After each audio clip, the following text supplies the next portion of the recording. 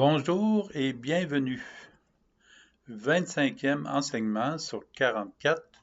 Une vie resplendissante. Vous connaîtrez ce qui dépasse toute connaissance, l'amour du Christ. Alors vous serez comblés jusqu'à entrer dans toute la plénitude de Dieu. Éphésiens chapitre 3 verset 19. Nous sommes appelés à une vie resplendissante de lumière. L'apôtre Jean nous décrit toute la splendeur de la cité sainte qu'il reçoit en vision. À cet instant, Jean vit le ciel sur la terre. Ces images lui resteront gravées en mémoire à tout jamais. Jean voit l'agneau et l'ange lui mentionne que ceux qui auront accepté l'amour de Dieu verront son visage. Toute malédiction aura disparu. Le trône de Dieu et de l'agneau sera dans la ville, et les serviteurs de Dieu lui rendront un culte. Ils verront sa face, et son nom sera écrit sur leur front. La nuit aura disparu, ils n'auront plus besoin de la lumière d'une lampe, ni de la lumière du soleil, parce que le Seigneur Dieu les illuminera. Ils régneront pour les siècles des siècles. Apocalypse, chapitre 22, versets 3 à 5. Voir le visage de Dieu est le rêve des hommes depuis le début de l'humanité jusqu'à sa fin, jusqu'au retour de chaque personne en lui. Qu'ils en soient conscients ou non, c'est un incontournable. Dès ici-bas, nous portons en nous l'image de Dieu. Mais nous devons aussi vouloir accueillir la vie du Christ en nous, comme Marie s'est rendue disponible à sa volonté. Nous ne portons pas Dieu comme elle, mais nous le portons au cœur de qui nous sommes.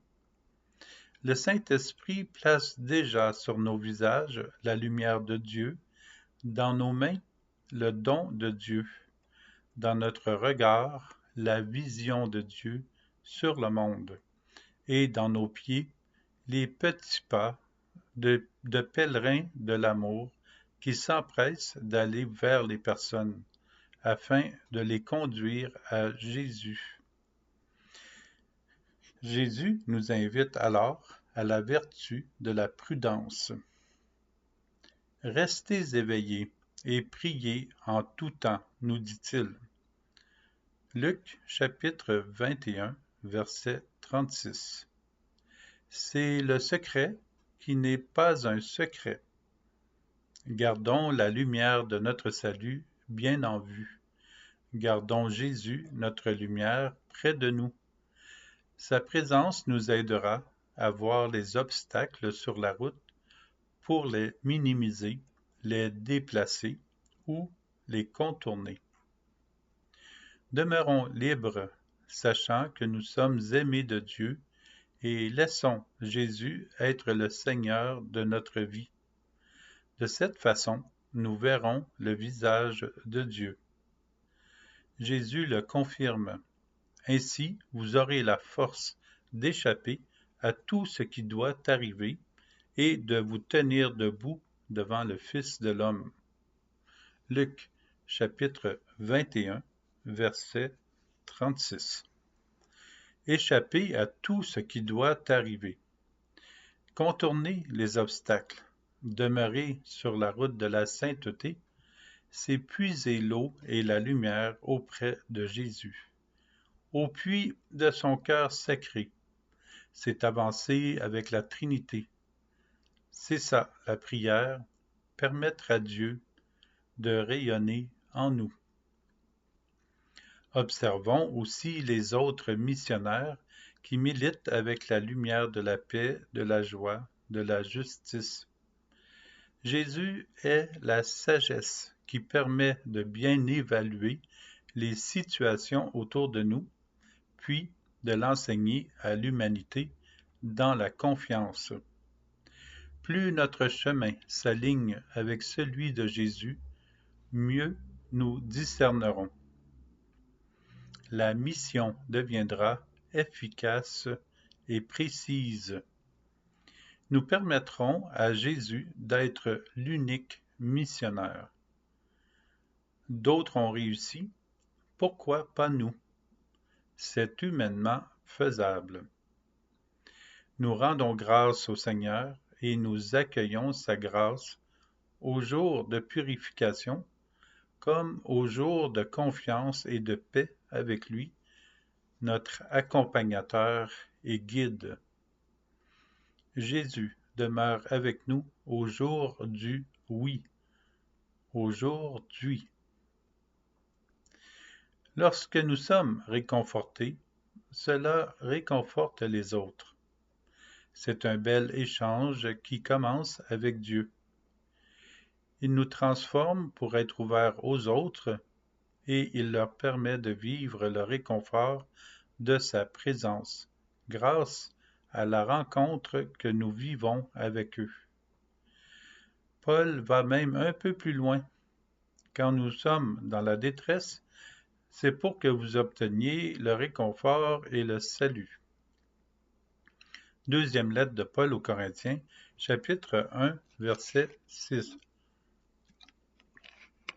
Mais n'attendons pas d'être dans la détresse. Le salut est maintenant. Alors, même dans la détresse, dans le Seigneur, nous pouvons être des personnes invitant nos contemporains au salut, soutenus par le réconfort de Dieu. Nous pouvons dire « Je bénis le Seigneur en tout temps. Sa louange sans cesse à mes lèvres.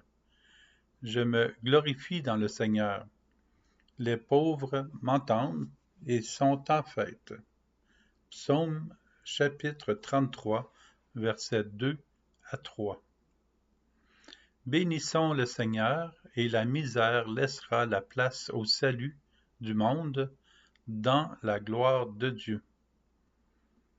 C'est nécessaire de comprendre que même si Dieu nous offre tout de lui, il n'est pas responsable de notre décision. Nous sommes les seuls responsables de suivre Jésus ou non.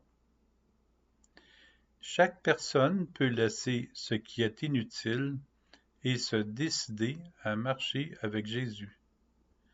C'est une grâce à lui demander, car il est le seul qui nous garantit le salut.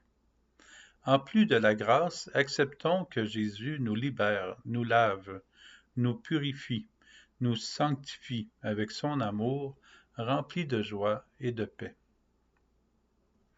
Ne pas recevoir l'amour de Dieu nous en éloigne. Nous laisser aimer de lui nous garde dans la grâce et son amour resplendit en nous et ensuite hors de nous et touche le cœur et l'existence des personnes. Debout, Jérusalem, resplendis. Elle est venue, ta lumière, et la gloire du Seigneur s'est levée sur toi. Isaïe, chapitre 60, verset 1. Le jour, tu n'auras plus le soleil comme lumière, et la clarté de la lune ne t'illuminera plus. Le Seigneur sera pour toi lumière éternelle, ton Dieu sera ta splendeur. Isaïe, chapitre 60, verset 19. Le Seigneur est notre lumière éternelle. Dieu est notre splendeur. Cette splendeur de la Trinité touche l'âme des personnes autour de nous. Merci, au revoir.